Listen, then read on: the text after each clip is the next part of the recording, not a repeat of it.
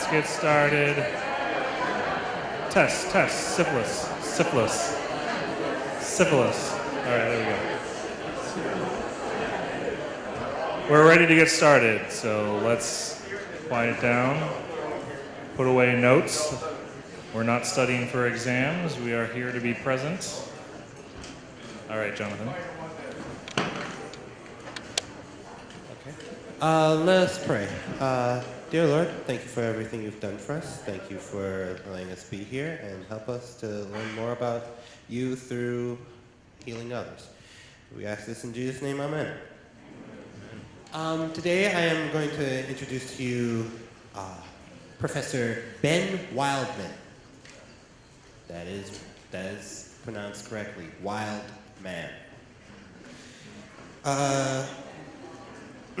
Professor Wildman is an alumni of Southern Adventist University, graduating from the bio program. So weak, man. Let's hear that again. All right, some of you are still trying to get Salmalek out of your head. I can understand that. One thing that he says that he misses about Southern is the bio trail. He is working at the University of Alabama in Birmingham, working on the epigenetics, and he's going to talk to us about the epigenetics of bone growth. One weird thing about him that I asked, or rather coerced him to tell me about, is he is an underwater basket weaver.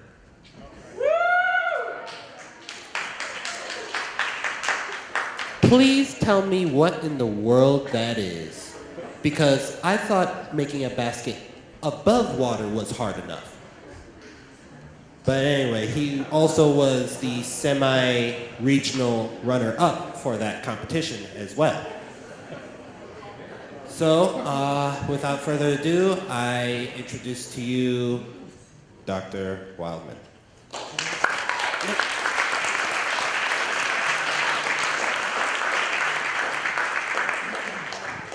All right, are we working? There we go. All right, so as you said, Ben Wildman, thank you for the warm introduction. I want to also thank the biology department and David Nelson for this kind invitation. So I'm actually not a doctor, I'm a student, and I'm not a professor, I'm a student. I've been out of Southern for 2.5 years, and it is a real pleasure to be here talking to you guys. I know how it is coming to EOG lectures, so I feel your pain. How many freshmen do we have out here? All right, represent. All right. How about upperclassmen? Okay, I'll take it. Well, to all of you, thank you for coming. To the freshmen, thank you for sending attendance. So, respect. So, I know you guys have enough to study. I feel you. And coming here and having to learn, memorize what I'm talking about isn't necessarily always a pleasure. But what I want to do today is kind of give you guys a strategy for better understanding some of the topics that you're involved in and that you're studying and learning. So some ways of thinking, that's going to be one of my goals today. And one other thing, whenever I was at UA or Southern and going to EOG lectures, like half of the lectures would just go like right over my head. I know Nelson and Corbett just gave one last month, and I'm sure they did a fantastic job. But like every other lecture that I would attend, like I'd walk out of it and just know nothing. And so whenever I went to UAB has lectures all the time that anyone can attend, and I swear about half of those I don't understand either. It just goes right over my head, and like half the time I was like, am I sitting here stupid? Or like what's up with this? But I figured it's a communication issue with the presenter. And so what I want to do today is to convey understanding. And so for me to be able to do that, I need some audience participation. So I'm going to be interacting with you guys, and I get bored easily, so if you guys don't keep me entertained, I don't know, it's not going to be good. So let's work with a little back and forth, and we'll go through this. So I want to talk to you about, okay. There's way too many big words there. We're going to come back to that in a second. I want to talk to you about how we are harnessing the genome to stimulate bone growth. I'm coming from the University of Alabama, Birmingham, like I said, and I do research in the dental department, but we do bone research. So the topics that I want to talk to you about today, I'm going to give you a little background on, so that we can all be on the same page. Talk to you a little bit about the structure of bone, both the cellular structure and physical structure, so we can really understand what topic we're working with. And then I want to go into an analogy of the cell. This will give us a framework to understand some of the things that I'm going to be talking to you about. Then I want to give you an idea of stem cell differentiation, which is important to understand our research.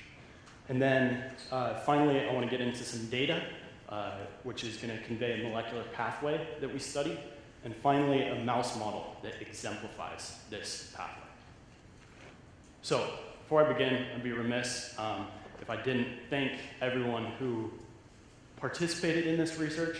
I owe a lot to my professor, Dr. Histone, as well as Tanner Godfrey, who's been involved in a lot of this research, as well as the individuals on my thesis committee who really helped me elevate my science, as well as the people who pay the bills. And big thank you to the biology department here as well. Some of the professors out here who have been really integral in my development as a student, as a scientist, and as a person.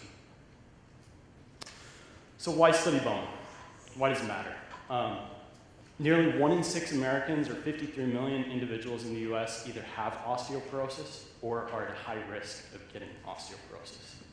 There are 1.5 million osteoporotic fractures in the US, and strikingly, 1 in 5 individuals over the age of 50 who have a hip fracture will end up dying in the ensuing year. And another striking one, 50% of all women over 50 will have a fracture that is related to osteoporosis. Osteoporosis is a real age-related disease. We're interested in finding ways that we can push that back, let's say. So let's jump into a little bit of the structure of bone. So what you're looking at here is a femur. This spongy-looking bone, which is anything but spongy, is called trabecular bone. And this shaft region is called cortical bone. If we zoom in here on the trabeculae, looking at this trabecular lattice network, you can see your trabeculae in this intertrabecular space, and that's where your bone marrow is contained.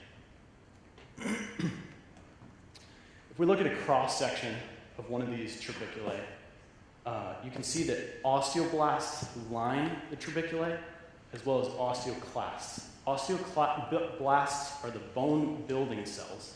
They synthesize new bone. And osteoclasts reabsorb bone. Another way to depict this, you have the osteoclasts absorbing that trabecular bone. You have these osteoblasts synthesizing new bone. And we'll talk a little bit about this path later. But one of the reasons this absorption and synthesis is really necessary in the adult human, in your bones currently, your bones are consistently going through a process of reabsorption and resynthesis. Why? As you perform your daily activities, you put stress on your body, stress on your system. And the microfractures, weakening of your bones happens. And to fix that, the body has ways of reabsorbing that bone that is weak or deficient and resynthesizing new bone that is healthy and strong. So this is a consistent and constant process in any individual. So what is it that we're actually looking at? This is a sagittal section of a mouse femur, 2 months old. What you're seeing stained in blue is the calcified bone. That's actual bone tissue. And then what you're seeing in red is the marrow cells. And you can see the trabeculae stained in blue throughout the interior of that bone. If we zoom up closer, you can see again, stained in blue, the mineralized bone. And then you can see the osteoblasts that are lining this bone. And then out in the intratrabecular space, you you have these marrow cells. That's a blood or blood lineages. So now that we've talked a little bit about the structure, I want to give you guys an analogy of the cell, a way to think about what we're going to talk about today. The cell is incredibly complex, more complex than the entire world economy. There are so many moving parts, billions of moving parts, trillions of interactions happening in each and every one of your cells in your body. And a great way to think about these interactions is that each individual protein, each individual lipid, nucleic acid in your cell is a functioning, physical piece of machinery that physically bumps and grinds and interacts with other proteins. So we look at this nondescript ion channel. A better way to imagine or think of this is as a nozzle controlling flow, or maybe a valve that controls the flow of some energy source. Or down here, if we look at this protein that's interacting with some nucleic acid, RNA, or DNA, maybe a better way to look at this is as a hand physically holding some data storage device. So when we look at this incredibly complex system of moving parts, interacting parts, this system is just some industrial complex. It has incredible complexity, specificity, everything has its job. And when everything's working properly, you have a beautifully functioning machine. So, the analogy that I want to build with you is the analogy of the cell being a city. And I'm sure you guys have gone through this a little bit, but we're going to take it pretty far. We're going to take it deep. So let's practice for a second, and then we'll go from there. Can anyone tell me what the recycling center of the cell is? Wow, here we go. All right. How about the mail delivery system? Some people also call it FedEx. All right. All right, this one's a little harder. The electrical grid, or the electrical system. Not what I was thinking. Try it one more time. Huh? Mitochondria is good. That's the power plant. How about the electrical system? Give it louder. ATP, I like it. All right. You're on my wavelength. All right, how about the central command center of the cell? Easy. All right, so that's the one we're going to be focusing on today. And specifically, in our library analogy, the nucleus is going to be the library, okay? Now, the library contains the information to run the daily operations of your city in the form of books. What are the books? DNA. This has been lackadaisical, guys. You got to step it up. All right? So, in our analogy, if someone enters the library, takes out one of those books, cracks it open, needs to use the information, what they do is they take a notebook, right, and take the information from that book and transcribe it into the notebook. All right? What's the notebook? There we go. All right, so now you take the RNA out into the cell, all right? And the RNA, or notebook, gets taken to the workshop, all right? So take the notebook to the workshop, and the workshop builds the final product, right? What's the workshop? Ribosome. Your final product is going to be protein. Good. So this is an analogy we're going to work with today. Now, sorry to test you guys. No, you got to know. I know. All right, so let's talk a little bit about how DNA is packed. Often called beads on a string, what are the beads? Love it. All right. In our analogy, the histones are going to be the bookshelves. Think of the histones as a scaffold that DNA physically rests on. Exactly how in the library, the books sit on the bookshelves, the DNA sits on the histone. Now, has anyone heard the term epigenetics? All right, someone raise their hand who's brave and tell me what it means to you. Come on, guys. Anyone? No bad answers. DNA markers, good. Anyone else? All right, we just have one. Okay, so what is epigenetics?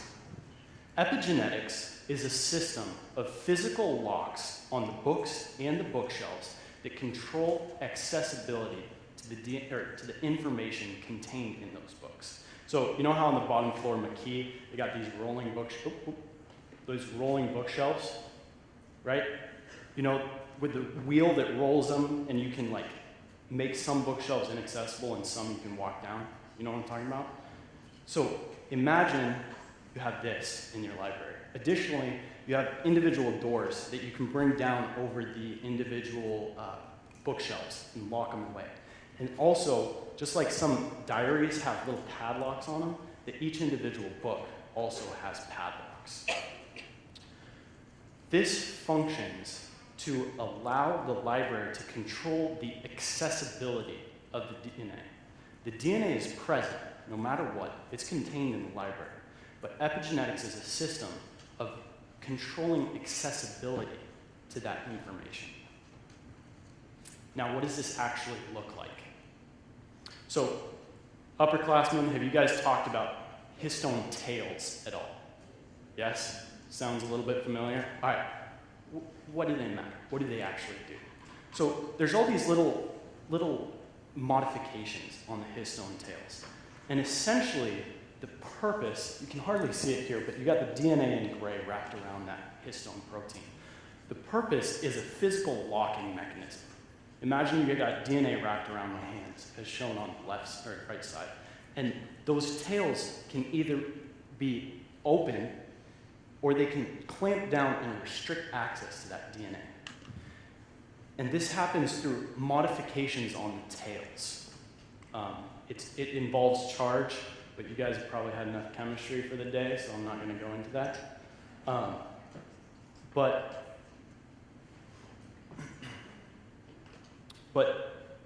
In our library analogy, the way I like to look at these modifications is those are individual padlocks that are slapped on those bookshelves. So they're locked away and repressed, or unlocked and active. And that's the function of these modifications on the histone tails. Now, who is it that actually goes about doing these modifications? There are a system of librarians, or epigenetic modifiers, who go about either locking or activating the bookshelves. You have repressors, and then activators. The lady who's going to hook you up and just come over and roll that bookshelf right away so you can get back there to get that book that you need. Now, in the lab that I'm in, we focus on a single repressor, and her name is PRC2, or the polycomb repressive complex 2. And she functions on one single modification, and that modification is histone 3 lysine 27. I'm going to call it H3K27. Going back for a second. That's this single modification right here, out of 40 plus. And as I said, she's a repressor, and her padlock looks like this. It's a trimethylation mark, H3K27 trimethylation. So this mark is repressive. And I'm going to color code this through the talk so you can keep up with that repression red trimethylation. And this is what's called a bivalent mark. It's an either-or proposition, unlocked or locked. And the unlocked or accessible version of this modification is H3K27 acetylation. So, EZH2, PRC2 complex rather, PRC2 complex works by modifying the histone tails from an active acetylation to an inactive repressed trimethylation. And a concept that I want to convey to you is it's a physical repression, exactly how locking off that bookshelf inactivates or inaccessibilizes the information That's exactly what's happening with these histone proteins. You have open accessible, and whenever you add repressive marks, it results in a compaction of the DNA. And this is done through the PRC2 complex. The complex is made of multiple subunits, and the enzymatic subunit, or the subunit that actually does the methylation, is called EZH2. And as we go through this talk, I'm going to be talking about EZH2 and PRC2 synonymously, but we're only going to be tinkering with EZH2. And once EZH2 is gone, PRC2 loses its function. So. Awesome. Now that we have an analogy that we're going to work with, let's move into a concept of how stem cells work in your body. Now, we often think of stem cells as like a pluripotent embryonic stem cell, right? That one fertilized egg that can give rise to every single lineage in your body. But actually, in your adult human body, there are stem cell populations in nearly every single tissue type, except for maybe neurons. So let's say your skin, there's a stem cell reservoir underneath or inside this organ. Why? Why does it matter? Each cell that you look at on your skin is what's called terminally differentiated. It may be able to replicate a couple more times, but soon, in the next week or month, it's going to die and will have no progeny after that. So why doesn't your entire body fail because these cells just are terminally differentiated? It's because of the stem cell reservoir. Located throughout your organs, let's say your skin organ, there are stem cell reservoirs whose function is to replenish itself as well as to differentiate into the mature skin cell. So we are interested in specifically the mesenchymal stem cells, which give rise to osteoblasts, or the bone building cells. That's what we're specifically interested in. And I'm going to call mesenchymal stem cells MSCs. So that's our stem cell reservoir population. These MSCs can also give rise to adipocytes, or fat cells, as well as chondrocytes, or cartilage building cells. What does this actually look like? Again, this is a sagittal section.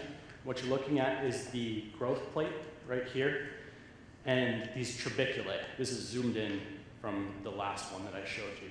And this is a different type of stain, so our ossified tissue is found in orange. And all three of these cell types are located in this image.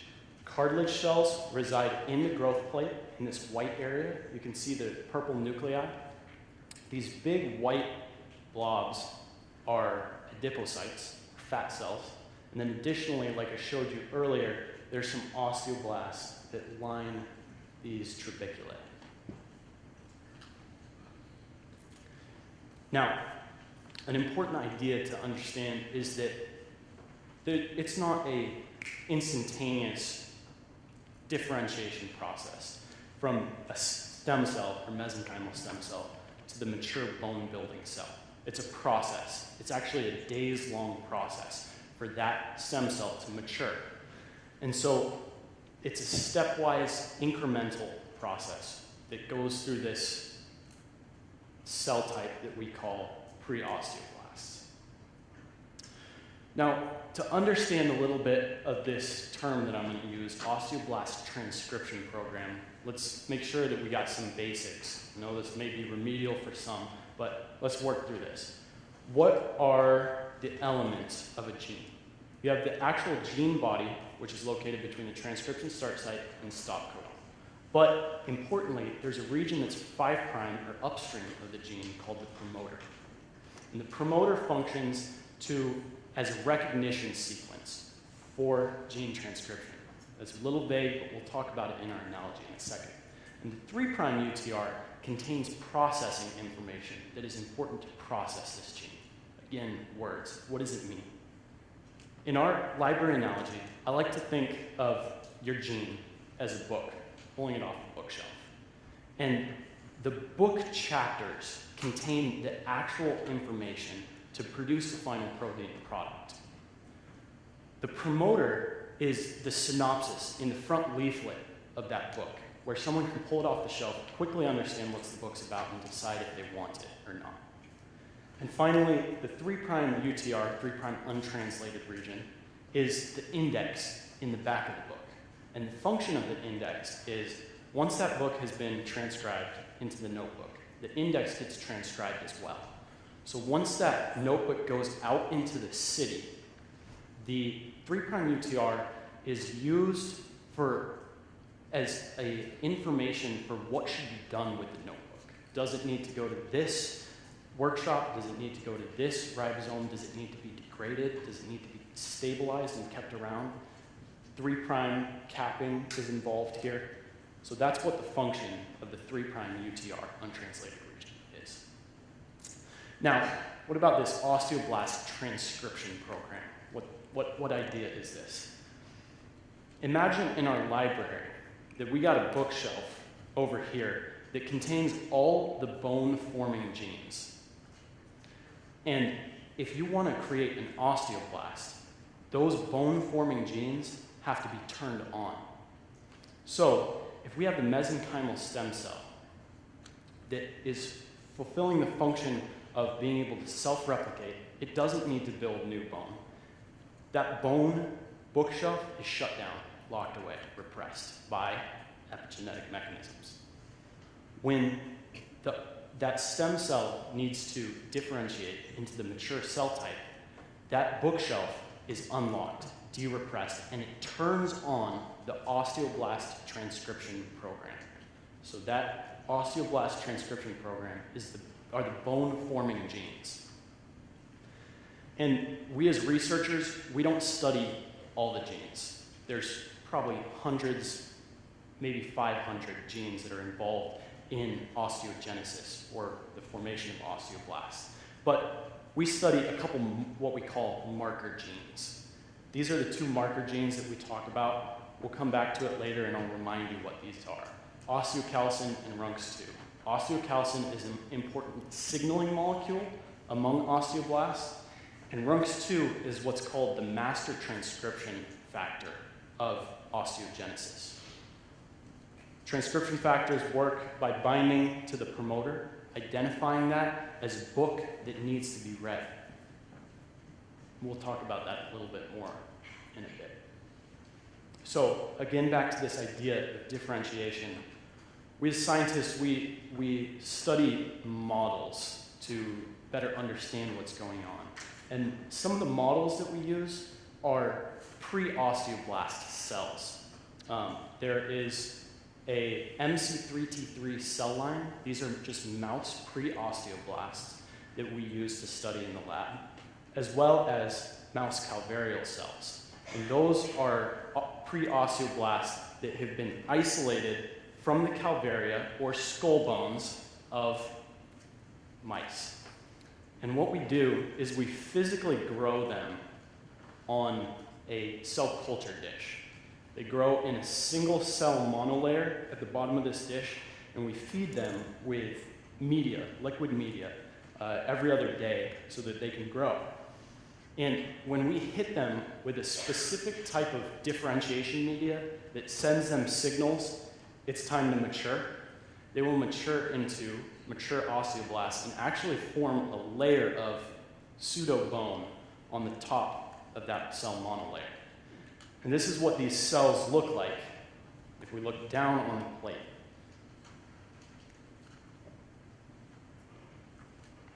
Awesome. So we've gotten through our background. Is there any questions that anyone has?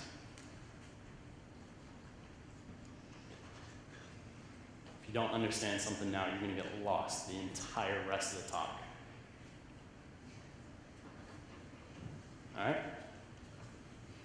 So now let's go back to that original title that did not look like English and see if we can break it down. Does anyone want to try to break down this title for me after everything we've just learned?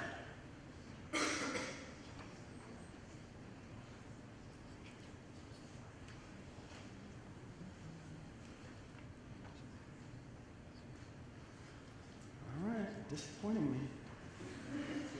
So an epigenetic pathway, we've talked about that repression, that modulates PRC2, our repressive librarian, PRC-dependent H3K27 methylation, that was the repressive mark, or the lock, to regulate osteoblast development, that idea of mesenchymal stem cells differentiating to osteoblasts.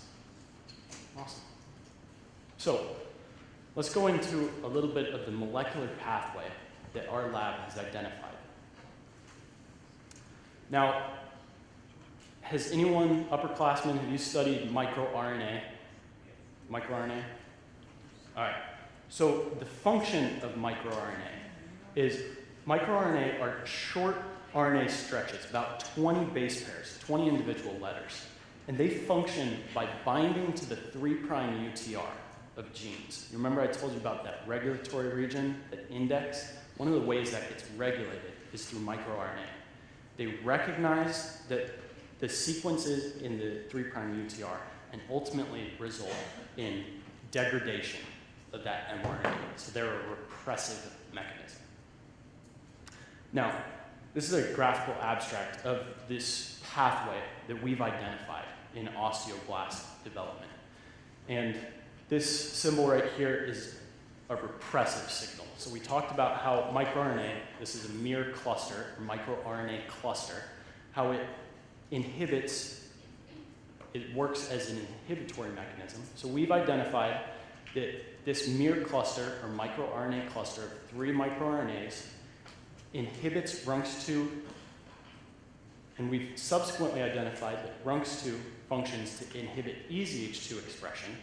Remember, EZH2 is an enzymatic subunit of PRC2, our repressive librarian, and understandably so, EZH2 represses specifically the bone-forming genes, or our osteoblast transcription program. And we'll work through this step by step, but just want to give you an overall view of what we're going to look at. And specifically, the microRNA miR23A cluster has 3 members, 23A, 27A, and 24-2. And we've identified that miR23A specifically binds to the 3' UTR of RUNX2. Now, how do we go about doing this? So the method that we use is what's called a luciferase assay. So luciferase is a light-emitting protein. This is specifically a firefly luciferase. This is the gene transcribed in fireflies that results in that bioluminescence. So we use this as a reporter to tell us what's going on through visual light. And what we've done is we've tacked on the RUNX2 3' UTR to this gene. So subsequently, in the presence or absence of miR23A, we can identify if it is binding to the RUNX2 3' UTR, inhibiting expression of luciferase, and visualize that through change in light. And this is the output of that experiment. Over here, this stands for wild type. So this means a intact RUNX2 3' UTR. And control essentially signifies no microRNA. And miR23A is an overexpression of that miR23A. And you can see the difference in luciferase activity. You can see that decrease when microRNA 23A is overexpressed, indicating repression. And then these 2 bars over here, this stands for mutant. So when we mutate this RUNX2 3' UTR, that inhibition no longer happens, telling that it's a sequence-specific interaction between miR23A and the RUNX2 3' UTR. Now this is another experiment to lend evidence to this same experiment. And this is what's called a Western blot. Those in Cell, have you gotten into Western blots yet? Yeah? So a Western blot is a method to identify presence or absence and sometimes to quantify protein. And so here we're quantifying the RUNX2 protein, and you can see, compared to control, when the microRNA 23A specifically is overexpressed, that you have this absence of that band, indicating a decrease in RUNX2 expression. And whenever the miR23A, a separate member of its cluster, is overexpressed, you don't have that repression. And all throughout this talk, I'm going to keep a graphical abstract in the corner, so whenever I get confused, I can look up there, and maybe you too. So, what's RUNX2? We talked about it briefly, that it's a transcription factor, the master transcription factor of bone. But what does that mean in our analogy? RUNX2 is the head honcho of the bone bookshelf. He's the one who comes over when it's accessible and identifies that this book needs to be transcribed based on the promoter and transcribes it. And then he hits the next one, and the next one, and the next one. And he turns on that Osteoblast transcription program. Generally, transcription factors, you answer this question, are thought of as activators or deactivators of transcription. Activators. That is generally true, but in some contexts, on some genes, they act as repressors. And we found that in our case, that RUNX2 acts as a repressor of EZH2 expression. So the way that we went about finding this out is by overexpressing the miR cluster in these MC3T3 cells. Remember, those are our pre-osteoblast cells. So in blue, you have the control, or no overexpression, and in red, you have the miR cluster overexpression. So when we upregulate the miR cluster, one second. This experiment is an experiment that identified or quantifies RNA expression as an output of its eventually protein expression. So if we have decreased mRNA expression, you're also going to have a decreased protein expression. So when we overexpress the miR cluster, we have a resulting decrease in RUNX2 expression, as our hypothesis states, and you have a subsequent de-repression or activation of EZH2 expression. Now, this shows the changes, but this doesn't show that it's RUNX2 dependent. So, to support that hypothesis, we performed an experiment in RUNX2 null cells, or cells that are devoid of RUNX2. And bear with me here. This is wild type, so RUNX2 present. You have a low expression of EZH2. This is EZH2 mRNA expression levels. You have low expression. When RUNX2 is knocked out, RUNX2 null cells, you see that de-repression, or increased expression. Again, in knockout cells where RUNX2 is subsequently overexpressed, forced overexpression, you have a decrease in EZH2 expression. And finally, in this same context as a red bar, RUNX2 null, when the miR cluster is overexpressed, there's no change in EZH2 expression as compared to the RUNX2 null cells. This indicates that this is a RUNX2 mediated event, because when miR cluster is overexpressed in a RUNX2 wild type background, that EZH2 is de-repressed, it's jacked up, but there's no increase, no significant increase in EZH2 expression in the RUNX2 null background. Another way to show this is through what's called chromatin immunoprecipitation, or a chip experiment. And the purpose of a chip experiment is to identify if the RUNX2 protein is occupying the EZH2 promoter. So that promoter is 5' of the gene, and this identifies if RUNX2 is physically binding and interacting with that gene. In our library analogy, is RUNX2 interacting with that book in that bookshelf? Again, this is in miR cluster overexpressing cells as compared to control, and this is identifying if the RUNX2 gene, how much the RUNX2 gene is binding to the EZH2 promoter. And you can see in the miR cluster overexpression cells, that RUNX2 occupancy of the EZH2 promoter is decreased. And we talked about how RUNX2 in the EZH2 context has a repressive function. So if you have less RUNX2 repressing the EZH2 gene, you're going to have increased EZH2 expression, exactly like we see. Now, what is the epigenetic effect of miR23A cluster overexpression? If we're overexpressing the miR cluster, we've shown we'll have a RUNX2 knockdown. So what's going to happen to EZH2 expression? I can't hear anyone. Increase. So you're going to have an increased amount of EZH2. For simplicity, I'm just going to say PRC2 complex. And if you increase this repressive protein, what is going to happen ultimately to the bone-forming genes? Exactly. They're going to be repressed. And the mechanism of that repression is increased H3K27 methylation. So this experiment is another chip experiment. Just to briefly refresh, it's to identify if a protein is physically interacting with that gene's promoter. And we're going to look at two separate genes. This is the osteocalcin genes, one of our marker genes.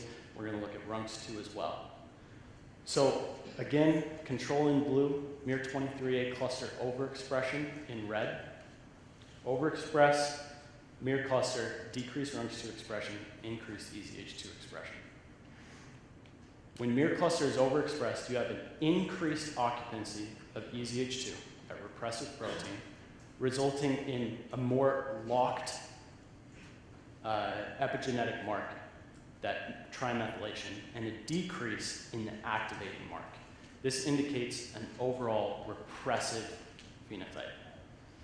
Again, this is the RUNX2 promoter, and this is showing the exact same thing. Increased EZH2 expression, increased trimethylation, and decreased H3K27 acetylation. And ultimately, what this does is this represses the promoter, represses the gene, and inhibits bone formation, or bone gene formation. So this in vitro pathway, or the in-lab pathway in the Petri dish, involves overexpression microRNA cluster, decreased RUNX2 expression, increased EZH2 expression, ultimately resulting in the compaction of bone-forming genes. Now, finally, I want to introduce you to a mouse model that we study. It's easy to study cells, and cells sometimes don't act like real biology. So it's important to do research in the actual mouse. So what's our strategy for tinkering with the genetics of a mouse? We do that through a miR cluster knockdown technology. We call it miR-zip.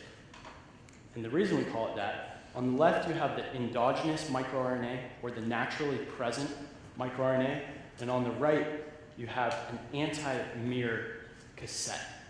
And what happens is these two molecules base pair together and result in the inhibition of that microRNA.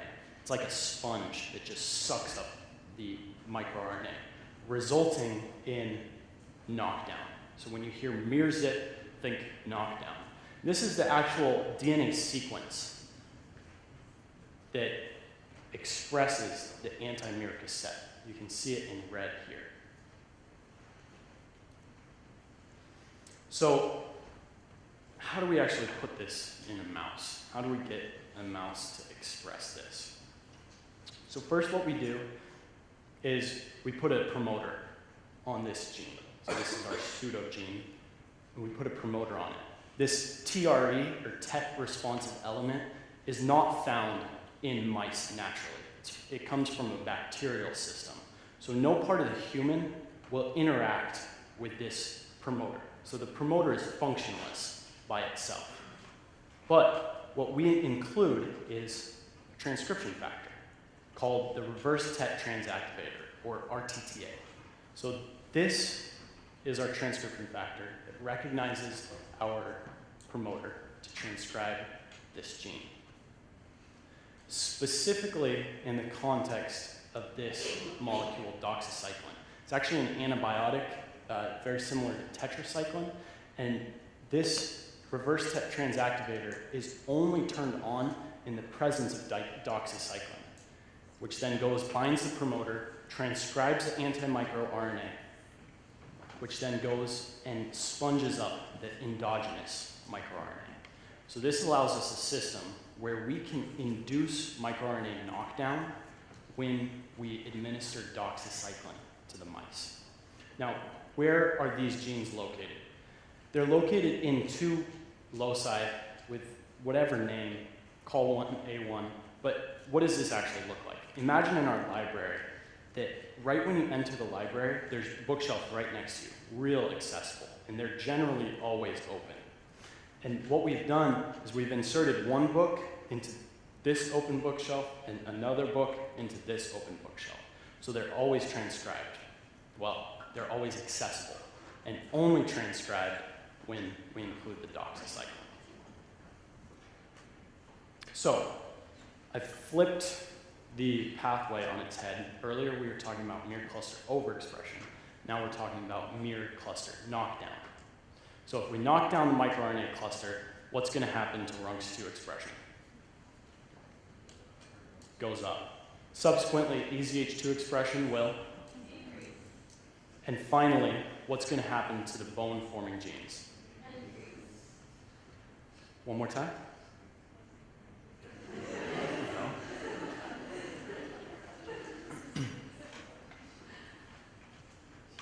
So, what does this actually look like? Again, we have our picture of that femur. You have the trabecular bone, that spongy region, and the cortical bone.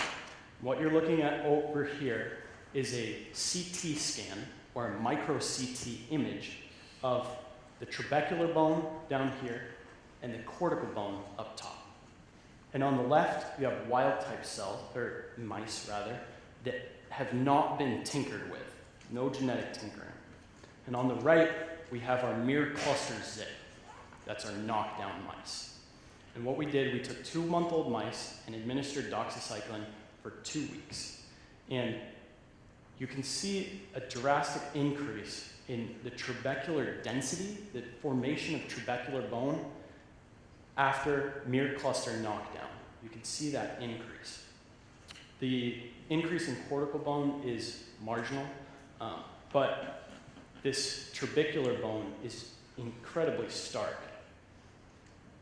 We have some quantitative data to show this increase, an increased volume in bone. There's more bone volume here. Increased number of trabeculae in this image, an increased bone surface, increased connective density among the trabeculae, increased thickness, and decreased intratrabecular space. So, our epigenetic effect of mirror knockdown, if you knock down the mirror cluster, increased RUNX2 expression, what's going to happen to EZH2? Goes down, ultimately resulting in what happening to the bone-forming genes? Acetylation activation, which results in increased bone gene expression, which increases in increased bone formation. Acetylation. And the way to the experiment that we did, again, this is the chip assay, very similar to the one I showed last time, just flipped on its head. These are done, again, in mouse calvarial cells, those pre-osteoblasts that are hit to differentiate, or caused to differentiate with that differentiation media. And you can see this decrease in EZH2 occupancy, decreased in the repressive locked mark, and an increase in the activating mark at the osteocalcin gene promoter. And again, showing the exact same data at the RUNX2 promoter. Ultimately resulting in open and transcribed genes. All right. Let's see if you guys followed at all. So I'll start us working with our analogy of the cell. Mere cluster knockdown results in an ultimate decrease in EZH2 expression, loss of our repressive librarian named PRC2, good, or EZH2, results in more unlocked bookshelves, which in reality is exactly acetylation or open chromatin, open DNA. Specifically, the bookshelves in the bone shelves of the library, which I've been calling the, that was harder, Osteoblast transcription program. And this availability results in a city that can build more or less bone. More. Ultimately doing what for the organism? Increase bone mass. Good. So, to recap some of the goals of this presentation, as well as some of the conclusions, is my goal to convey to you guys an understanding of both the physical and cellular structure of the bone, to also give a practical analogy to understand the complexity and the incredible intelligent design that was put into making this system. And finally, to conclude, the mere cluster regulates EZH2 in a RUNX2 dependent manner. Mere cluster mediates epigenetic status at the osteogenic genes, active or repressed. And finally, miR23A knockdown results in a high bone mass phenotype in vivo, or in the mouse. With that, thank you for your time, and I'd be happy to take any questions.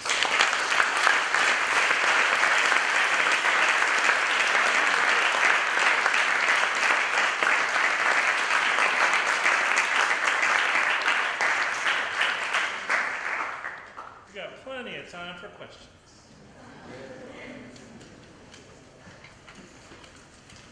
Nudge your neighbor until someone asks a question. Good.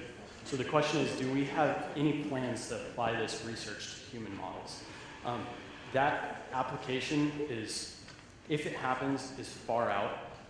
We are quite removed from the human model, but one caveat to that is EZH2 is actually a therapeutic target for cancer treatments. It's involved with maintaining the cancer stem cell phenotype. Exactly how we see EZH2 expression maintains the mesenchymal stem cell phenotype. So they're trying to inhibit EZH2 in cancer as a cancer treatment. And there's actually a couple of drugs that are currently under clinical, clinical trials. So that could potentially be a therapeutic option for osteoporosis. Great question, thank you.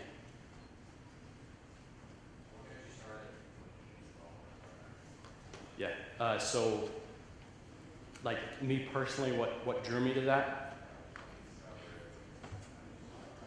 Yeah, so I got interested more in the epigenetics first, and that is just absolutely fascinating to me. And the disease model that you study it in is decently switchable. The mechanisms are pretty similar and pretty similar to understand.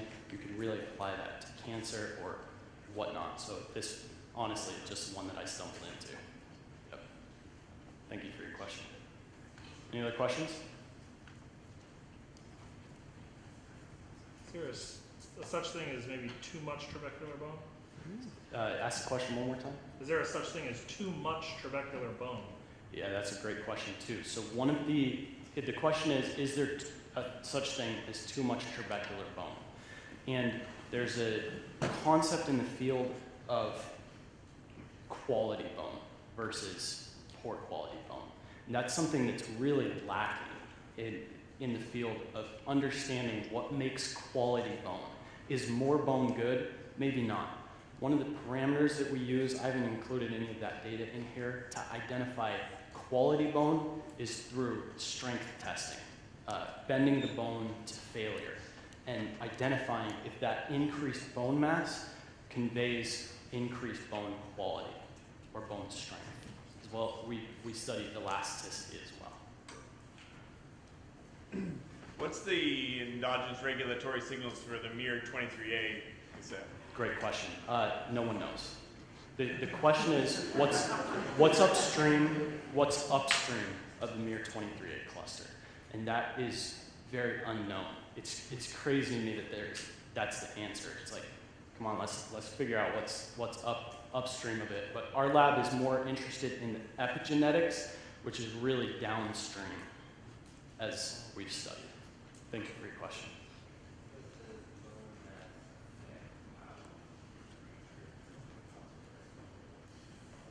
Yeah, that's a great question. The question is, does changes in bone mass affect motility? So for humans, bone loss absolutely can affect motility. Affects your ability to carry out your daily activities, often resulting, as I talked about at the beginning, in fracture, which obviously affects like quality of life. But another aspect of their question is, can increased bone mass result in decreased quality of life or decreased motility? And I don't know the answer to that. There are ways to quantify motility of mice, and that would be a good thing to identify and study to see if these high bone mass mice have inhibited motility. Great question. Yeah? So if it increases the amount of trabecular bone, how does that affect the bone marrow since it's... Good question. So the question is, if you're increasing trabecular bone, does that have effect on the bone marrow or the blood cells and the production of new blood cells? And we haven't seen any effect on that. One issue is that we study bone, we don't study blood, and so some of those questions, like, we don't ask, and it's a good question to ask. So that'd be a good thing to collaborate with someone who does work with the hematopoietic cells and see, but I don't know.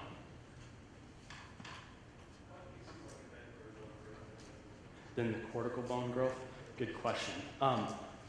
So one reason can be that there is just more surface area for those osteoblasts to work on. You can imagine that spongy bone has an incredible amount of surface area, where that cortical bone, there's only one layer of surface area to work on. So that's a very likely reason. Any other questions? Well, calcium isn't it used in skeletal muscle contractions and stuff? Yeah. If you're stimulating the growth of bone, is that robbing your body of calcium? And does that affect the ability of the mice to actually move the muscles and to actually move at all? Yeah, that's a great question. So his question is, calcium is involved in bone growth and used to construct new bone, and does utilizing too much calcium to build bone deprive the mouse of bone or of calcium to signal in the muscles? And the answer to that is that the diets that we feed these mice, they have excess of calcium, excess of a lot of the water-soluble vitamins and minerals that the mouse is just going to pee out if it gets too much. But that's a great question and a great thought. Good job connecting what you learn with what you know. Are there any other questions? All right, thank you for your guys' time.